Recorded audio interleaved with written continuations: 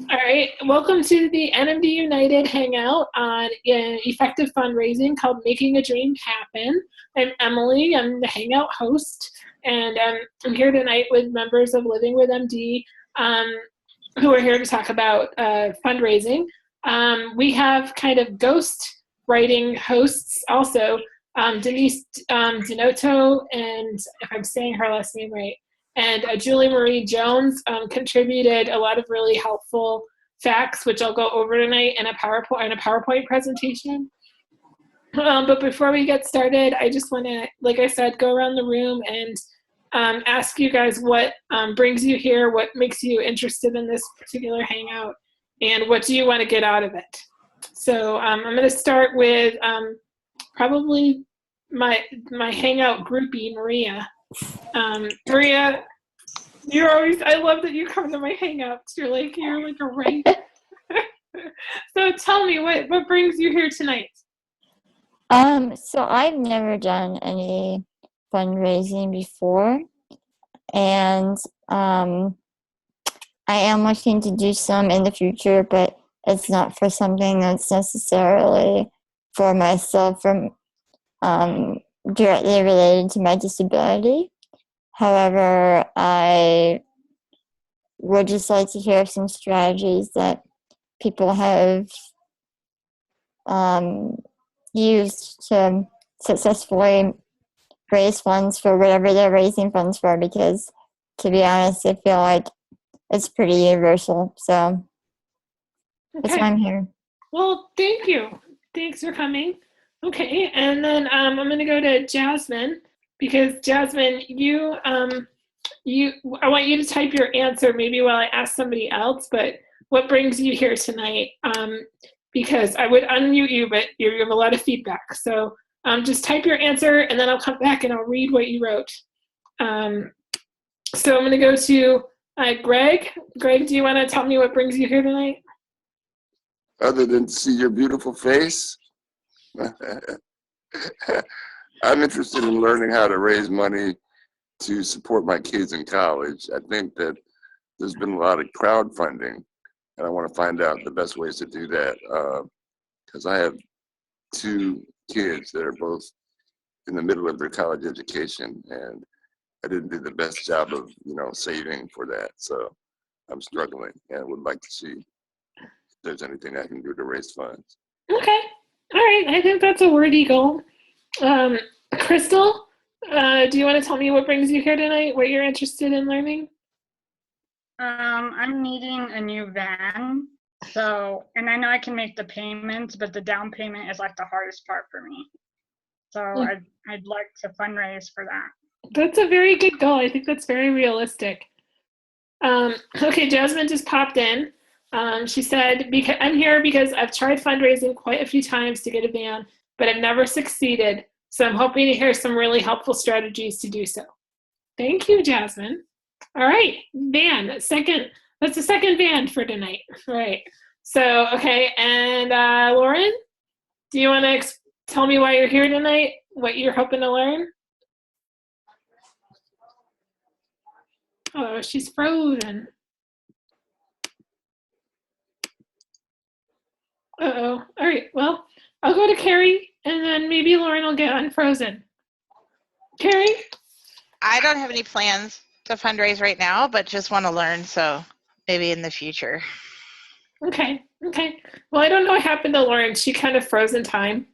I hope she comes back. But anyway, oh, she's back. Cool. All right, so what brings you here tonight, Lauren?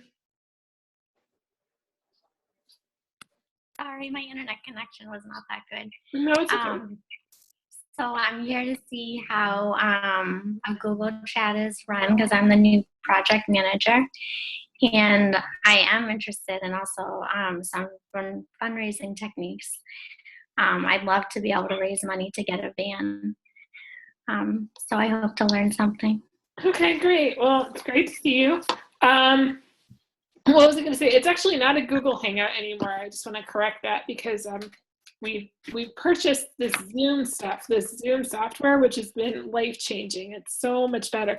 And if you look at the Hangouts from like the early months when we first started, and then look at them now. It's like it's night and day in quality. It's really quite exciting.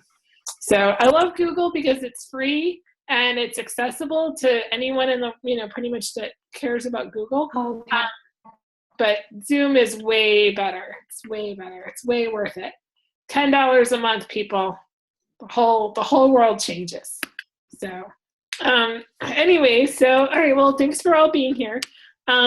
So tonight I'm going to show you this presentation that I put together, and then I'll go over it, and then we'll talk more, and I'll answer questions and things like that. So I'm going to share my screen now.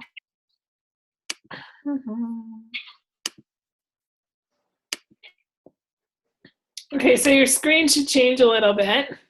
Can you see it? Yes. Great.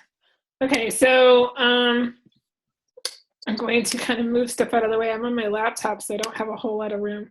Okay, so here we go. This is a little bit about our experts who aren't here tonight, Denise Denoto and Julie Marie Jones. Denise raised money. She raised approximately $6,000 to go to Australia for the second time in her life. She was she did something when she was younger. I forgot what it was. I should have written it down. But it was like a junior Rotary thing. She was there as like a foreign exchange type person. And then she really enjoyed it. And then, years and years later, she was invited back, but she didn't have the funds. And so she had to raise the money this year. And actually, she just got back from her trip about a month ago.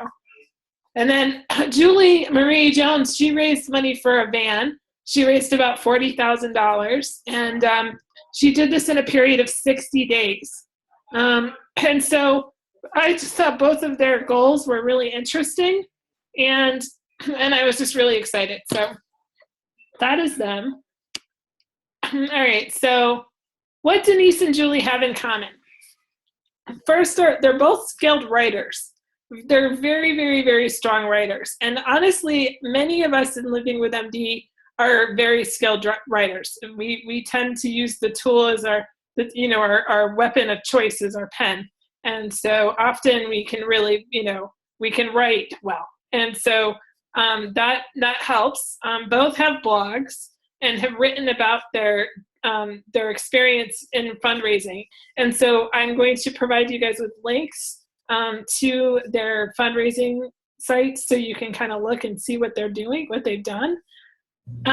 Both have raised considerable amounts of money in little time. So this wasn't like a long time project. This was within, I think Denise started earlier in the year. I want to say like around August or September, and Julie only had 60 days. So, but it was relatively a small amount of time. Both had a very clear plan when they attempted to fundraise. It's, if you think you're going to set up a GoFundMe, like a campaign or some kind of personal campaign, and it's going to be easy to do and you're not really going to have to do much, you're wrong. It's a lot of work, and it takes a lot of time and effort.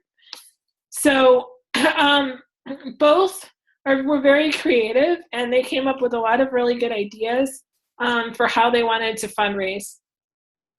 And both included others with their goal. So they got teams together of people that would help them in the fundraising, people that had skills that maybe they didn't have. And so that was important. And they both expressed a lot of gratitude along the way. Some of the biggest things I've seen in crowdfunding is when people are not thanked for doing what, for donating, or they're kind of, I think, poorly recognized. And so I think that Denise and Julie, they both did a really good job of thanking the people that helped them get there. So that's what they have in common. So this is kind of their advice to you guys. They said that the first thing you want to do is to declare your dream and describe the problem. So you need to have have a clear objective. Denise said that having a clear objective makes it easier to act with intention. If it's not clear, you'll spin your wheels, literally. You'll want to describe the problem in great detail so the solution is very clear, states Julie. Basically, and how you do that is you need to emotionally engage your audience. They need to fight for you and with you. They need to be on your team. You also need to be able to take the work out of their thinking process. So you want them to have no question that this is a legitimate need, and they need to be able to connect the dots and see why you're going to this length to raise money. And I think that that's really important. I thought Julie really did a good job of explaining how she told her story. And you need to offer them logic. They need to justify their emotionally driven response. So, you're saying, I need money. And so somebody has to logically it needs to make sense to them to give you $100. Okay, so, you have to put yourself in the donor's shoes and say, what would make this person, donate a certain amount of money to me? How, they need to logically be able to accept that in their mind before they do it. Okay, so before I go on any further, I'm going to stop sharing for a second. Looking to see who's still here. Okay, so Carrie's still here. Eric, hi Eric, glad you could join us. So, how are you, Eric? I'm doing good. How's everybody? Good. What brings you here tonight? Oh, I just thought it looked interesting. Well, I'm glad you're here. So I was going to just ask you guys really quick. I know that some of you already stated what your goal is, what your dream is, declaring it or whatever, raising money for a down payment, raising money for a van, sending your kids to college or paying for college. Or, Maria, you said you had some outside ideas for fundraising as well. So was there anything that you're trying to raise money for, Eric? Well, I was thinking of trying to make my home a smart home where I could control the lights and thermostat and stuff. Okay, that's awesome. So have you done research into how much that would cost? Yeah, I haven't really done that. See, a lot of what Julie was saying and Denise is that you need to have a really clear idea of what it is that you want and how you're going to get there. And you need to be able to present that and make sure people understand the emotion behind it, what the need is for that. Okay. I'm not saying it was great. I didn't even get close to winning, but I did do a video a couple of years ago for the NMD van contest or whatever. Are you familiar with that? No. And I thought my video was awesome, but I didn't have a big church. I didn't have a huge, you need serious publicity behind you in order to get a van from that contest. And so I thought my approach was really great. I just didn't really, I think that my issue is I was able to explain why I needed the van and definitely show that I needed it and not do it in kind of a pathetic way. But it just didn't, maybe I'll show it to you at the end of the thing. But the problem was I didn't have the audience that I needed and stuff like that. So we can talk a little bit about it. But I think that, like I said, creating an outline for what you want to do and how you and I'll talk a little bit about that in a minute. Okay. Does anybody have any questions? Okay, I'm going to go back to sharing. Okay. Okay, I'm going to share. Okay, I'm sharing again. Okay, so then they said to chunk it out and set a deadline. So Denise said to outline all the steps and track your progress. She did that through her blog. She also, she had steps. Hold on one second, I've got a cough. I'm going to have to probably mute myself or something. Oh God. Okay. Hold on a second. I'm going to make a really disgusting noise and I can't figure out how to mute myself. Let's see if this will work.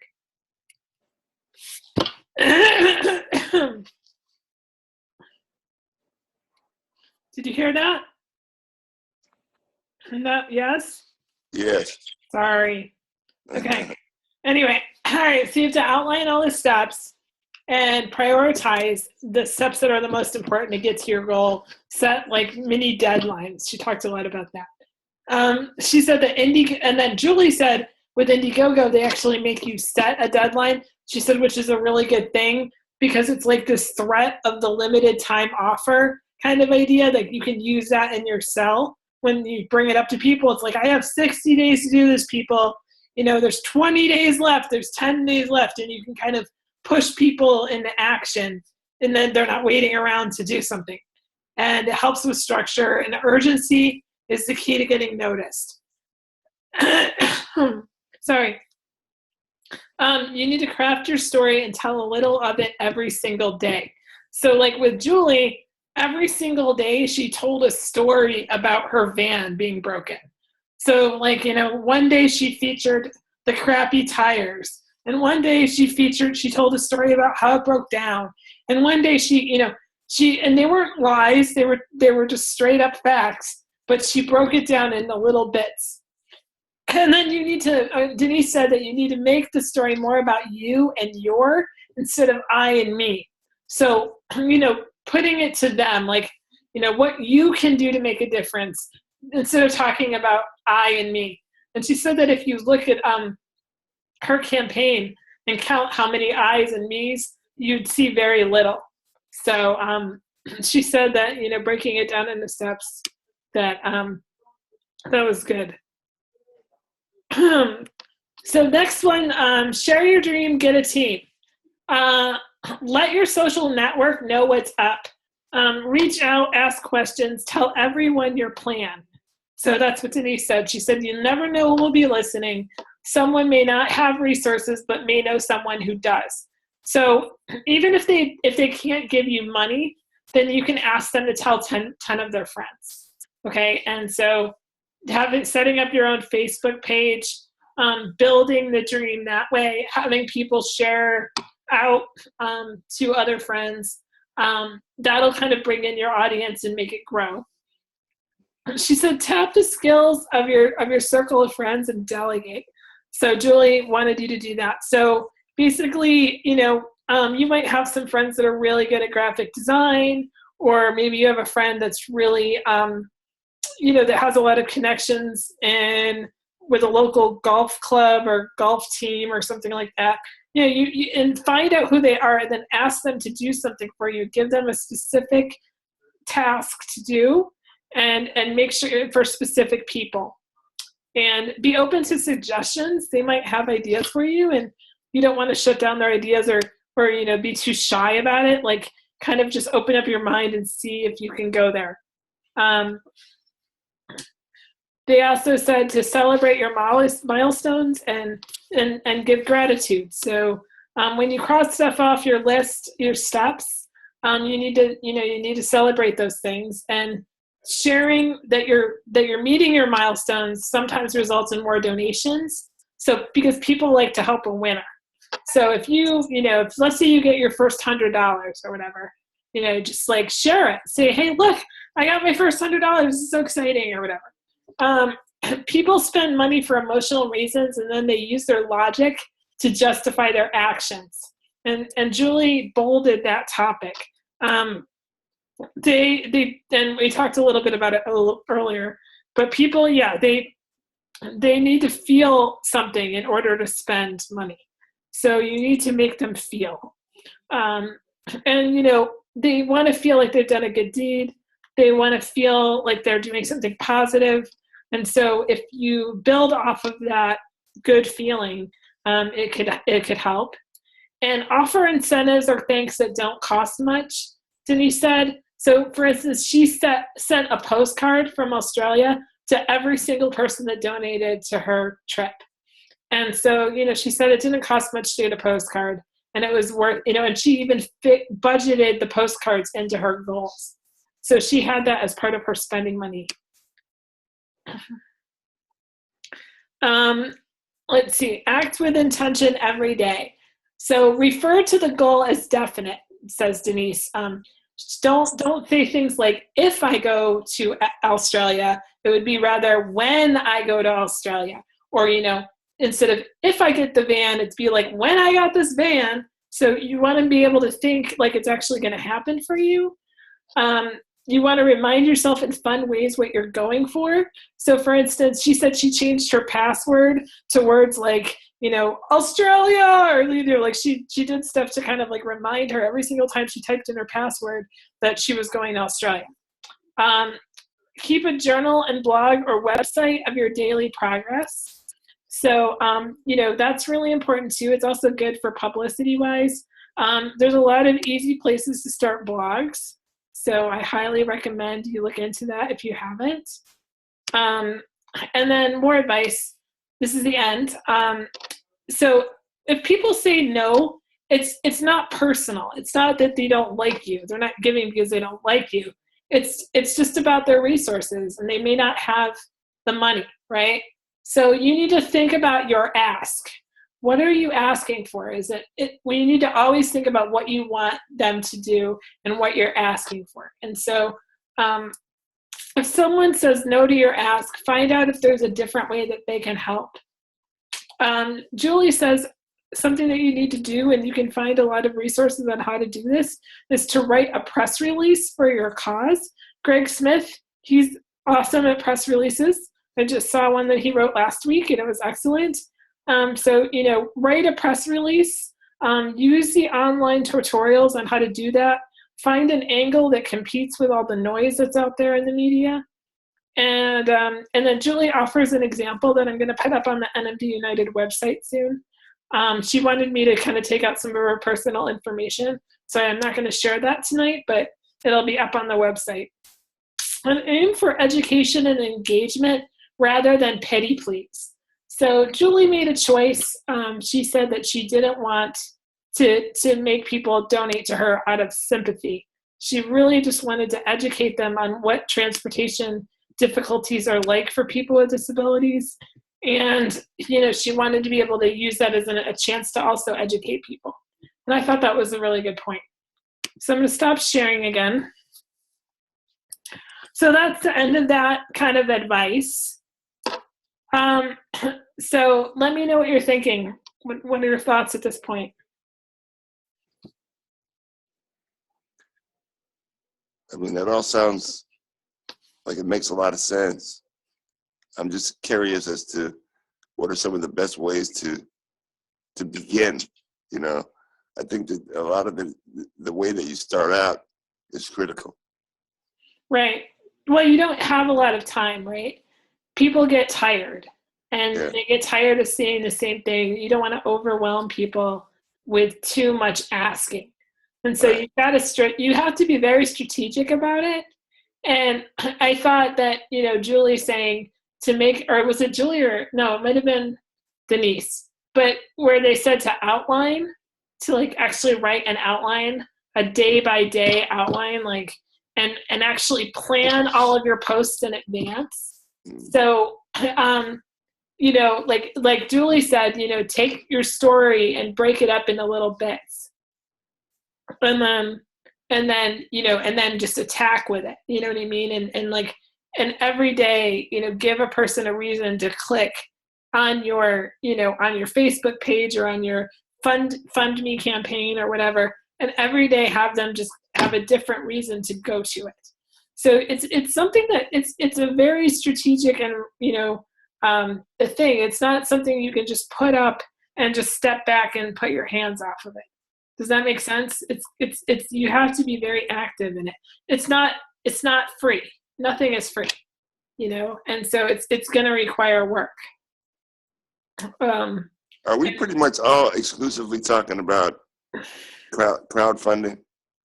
That they did. That was what they were focused on. Yeah. Okay.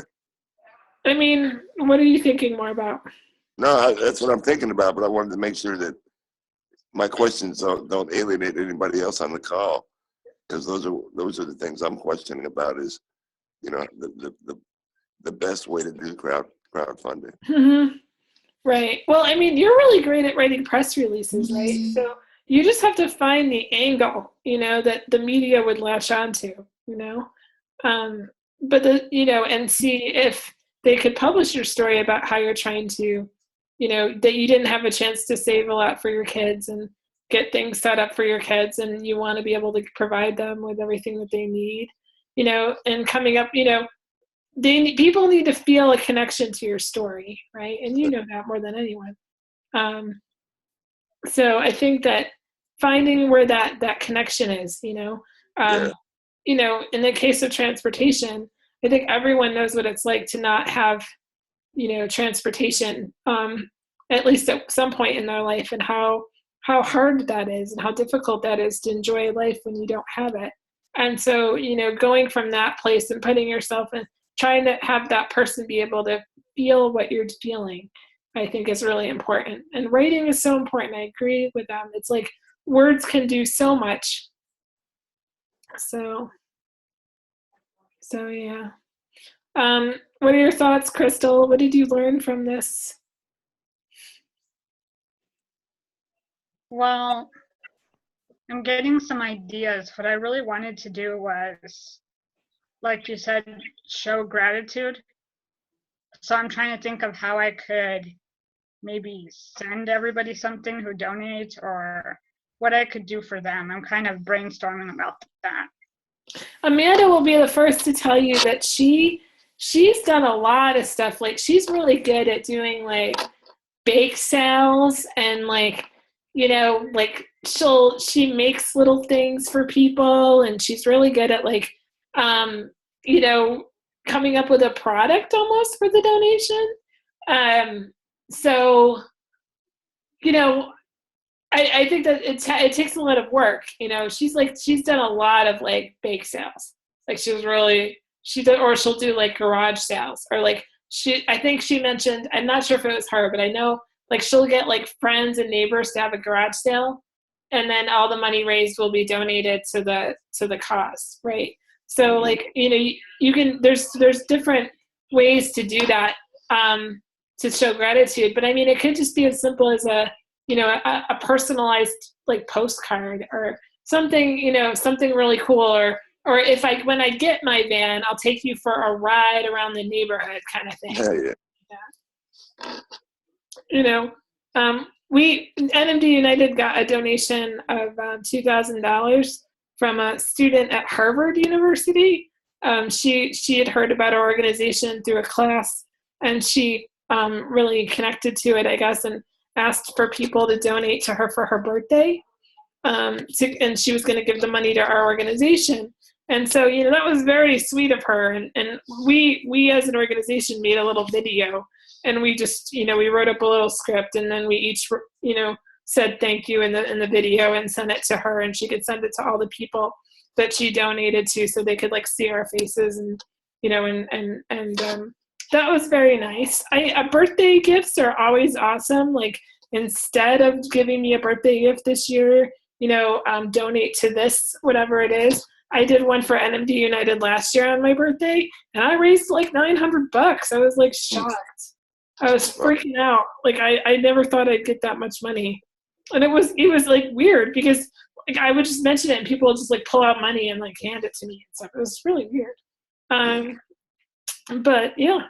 So yeah, that was it. So she has a lot of really good ideas. She just messaged me on so I have no idea what she's saying. Oh, she said she was in an accident. Oh, she wasn't in an accident. She was trapped on I-35. Oh no. Stuck in traffic. I just told her. Okay. So anyway, so Jasmine, I'm gonna pull up the chat. Did you write anything? Oh, okay, she did. Okay, so she said, what are some creative ways that you would suggest besides just sharing the same link every day? What kind of thank you gifts do you set? So we've already talked about some of that, right? So some creative things that you could, I mean, if you have friends that can make videos, you can make a video. If you have, they say to vary it. So like link, like you would link to a video maybe one day, or, you know, do like an audio message one day, or have someone tell a story and record them telling the story on their cell phone. Like maybe like interview different people or video your transportation situation. Video is really powerful. So I would recommend doing that. I would also maybe, like I said, Julie just broke her entire story down into pieces and published a new piece every single day, you know, and she just kind of kept people, she brought people into her life and let people see what it's like, you know. I remember when I was doing my van thing, when I was trying to raise money for a van, it didn't work. I'm not saying mine was great, but I remember like one day my van broke down during the time I was campaigning. So I took a picture of all the liquid falling, like coming out of my van, and I took a picture and put it on Facebook. And it was like, I was like, this is why I need a new van, you know, and so, you know, yeah, so that was one thing I did. Eric says, Emily, will you be posting the presentation notes somewhere? I will be posting the PowerPoint on the website as soon as our website is up. It's up right now, but it's in a remodeling phase. So I'll try to get that up as soon as I can. Eventually it goes up there.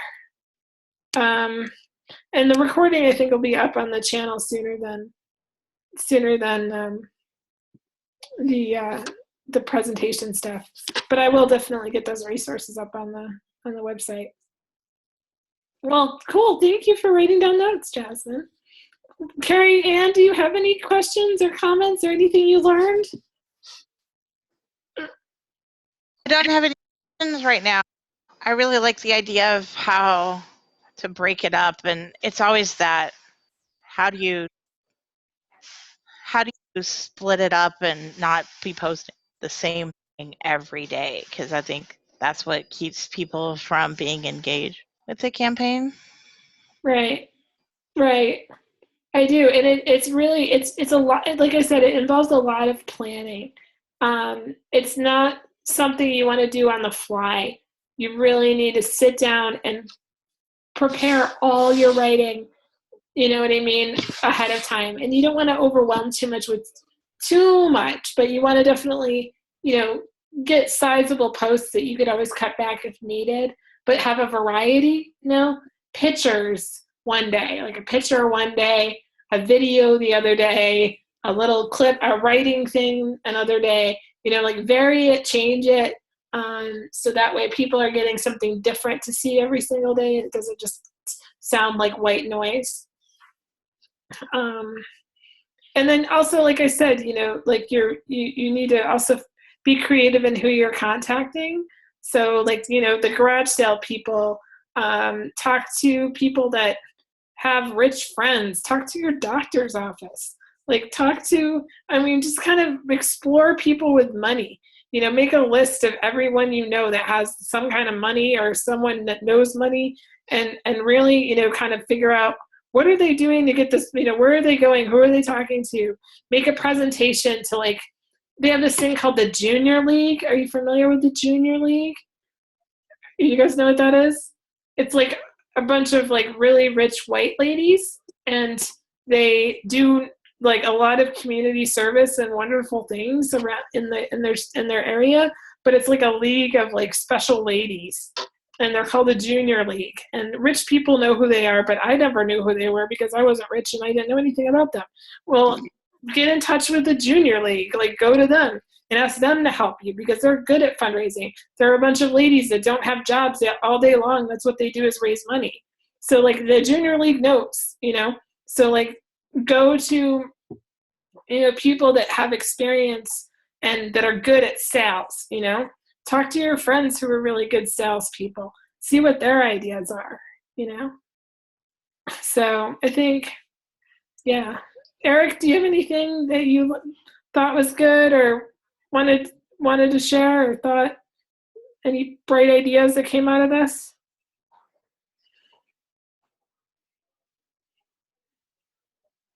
I think he's muted. I'm gonna unmute you. I'm gonna unmute you, Eric. Okay. Well, it all sounded good to me. Lots of good advice, tips. One thing I want to bring up is I kind of have this real weird, you don't want to do it too much, right? So like, I feel like everybody has like one crowdfunding campaign of their life. Like, I really believe this. Like, I believe like everybody has that one shot. It's kind of like Make-A-Wish, right? Where you can get everybody you know together to care for you and do something for you. But if you do it too often, right? Like more than once every 10 years or so, people are not going to feel good about that. Like people are going to start to feel like you're taking advantage of them. And I've had that happen to me where I'm like, man, they're crowdfunding again. Jeez, man. Like, I'm like, how, it's frustrating. It's like, I just gave them $20 a month ago and now they want more money. And like, you start to kind of bitter about it in a way. I hate to say that, but, and then like the people that crowdfund and they do it so often that you don't even care anymore. And then they don't even thank you. And then you just get really angry. And then you almost become like anti-helpful. And so you have to be really careful about, how you ask and how often you ask. And so, if you're going to do this, you need to probably say, this is my one big thing. This is my one big ask, because that propels people to care for that time, So I know one of our Living with MD members was trying to get set up in another state, and they were trying to get home health care, and they were having a really hard time getting all their Medicaid stuff transferred. So she did a GoFundMe, and she tried to raise money and she said, she basically wasn't able to survive without this help. And, and she needed it for a couple of months, like right then. And she got like $8,000 in like 5 days. So it's amazing what can happen if you have that sense of urgency, like, and then at the same time, it's not something you do all the time. And, people can come together and really help. So, Crystal, if you're going to aim for the down payment, do you know how much your down payment's going to be? No, I'm actually still looking into that because, well, yeah, no, I don't know yet. Okay, well, I mean, I would, if you're going to make this your one big campaign, right, you might want to shoot a little higher than that and just, and see what you can do. I think that with some of these crowdfunding sites, you have to return the money if you don't hit your goal. So, or you don't get the money. Like it doesn't get taken out if you don't meet your goal. So you got to be really careful about the terms. And then each crowdfunding site, they take a cut. So you need to factor in the cut that they're going to take out. So you want to be really careful about how you do that. Yeah. Anyone have any other questions or?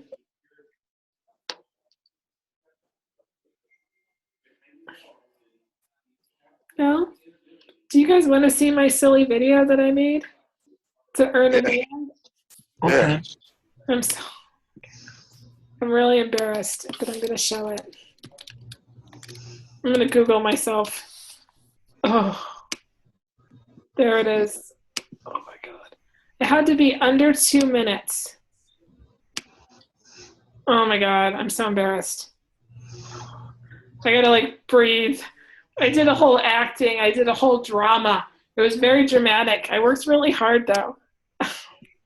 Okay, I'm gonna share it. I'm so scared. Okay, I'll do it. All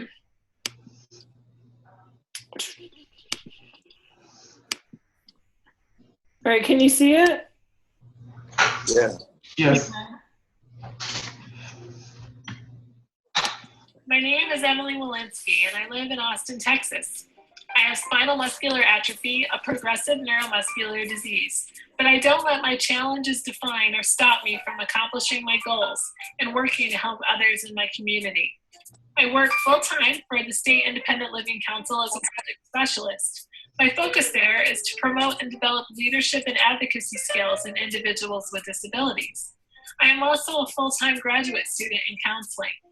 I use my professional teacher certification to tutor private English and GED classes, and I'm the founder and creator of SMAisland.org, a resource for adults with spinal muscular atrophy. My independence and freedom to go where I want to go has provided me with the ability to stay busy and give back to others in my community. I couldn't do any of this without a van. Mobility is my everything. In 2003, I started making payments on my very first van, a Ford Windstar. 9 years later, I still have this van. It is broken down too many times to count. Last summer, during a Texas heat wave, my van died during rush hour. My doors wouldn't open, and it was a pretty scary thing. I didn't want to keep driving my van after that incident, but I had no other choice. My repair bills are so large that I just can't save for a new van.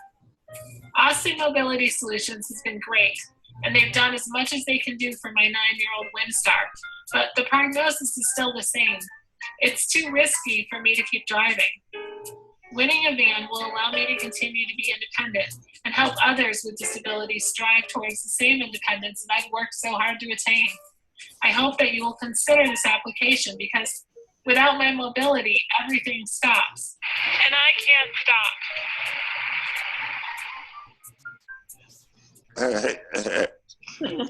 All right, cheesy. Oh, so cheesy. Anyway, so that was my.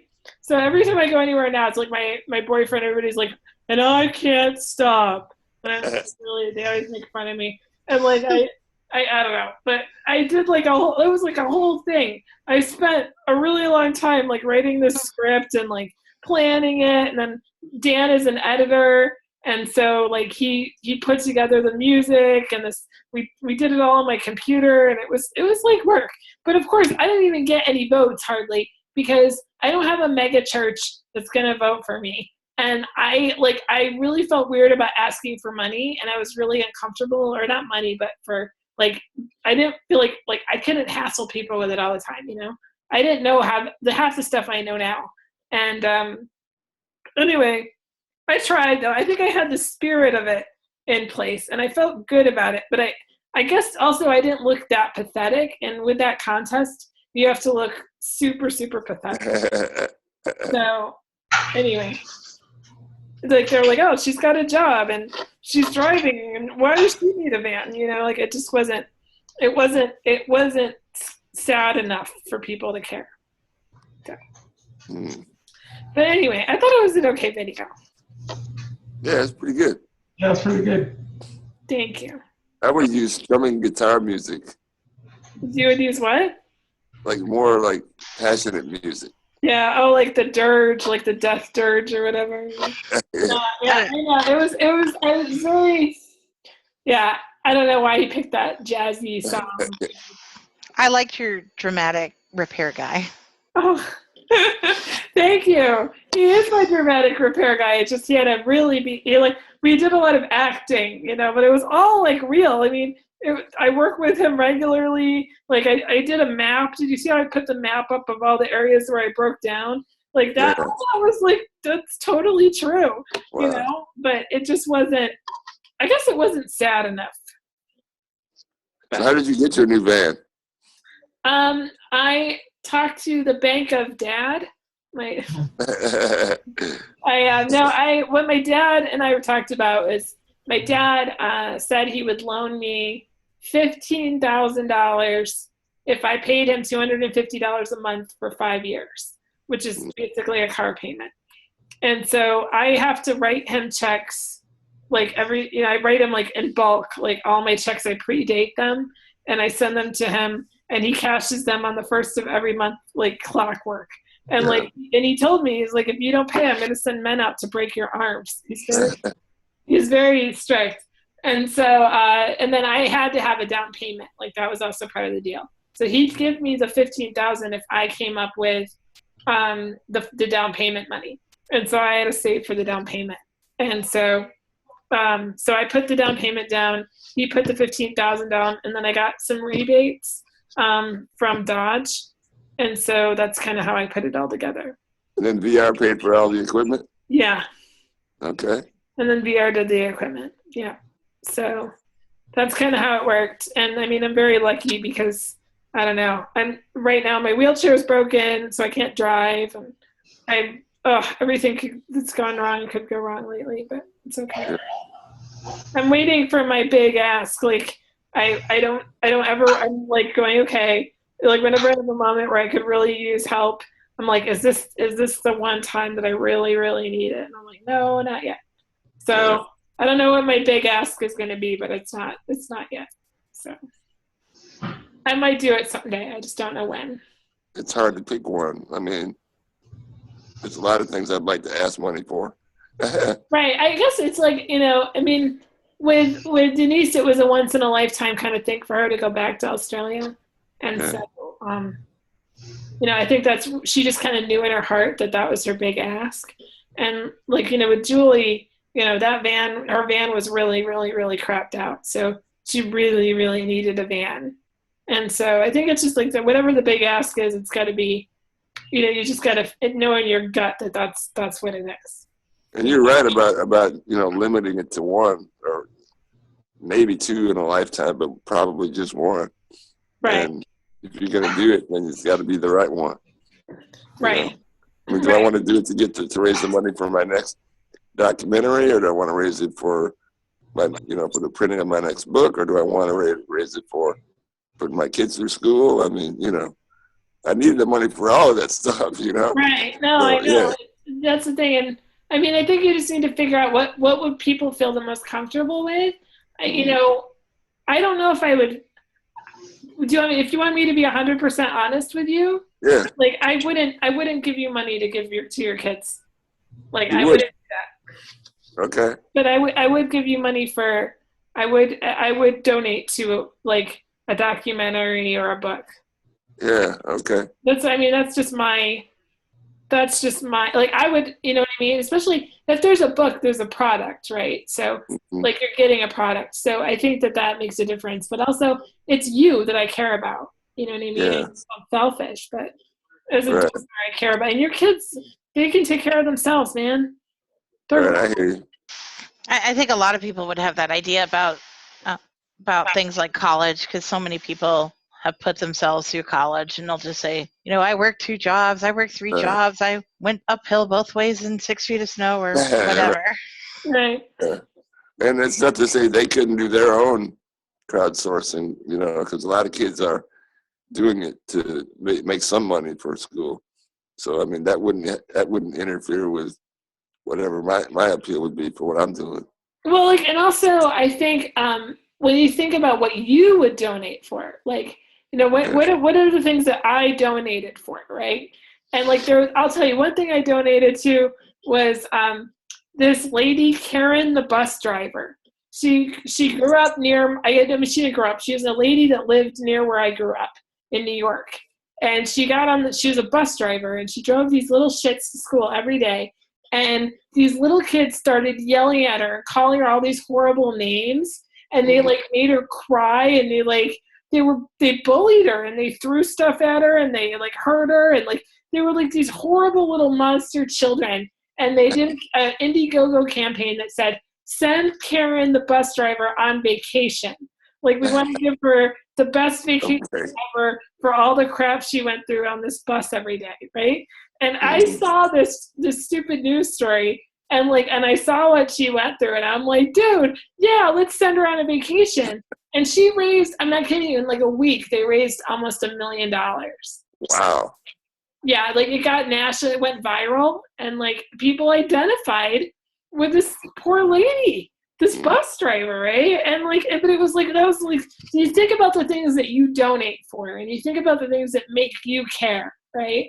And then you try to replicate that same with the people that you're going to be asking. Does that make sense? Yeah. So, I mean, so yeah, I creative projects, special things that people would never get otherwise, you know, like that lady Karen, she was never going to go on a vacation, you know, Right. she just wasn't, you know, she didn't have that kind of money to do those kinds of luxurious things. Yeah. And so, yeah. Bye, Crystal.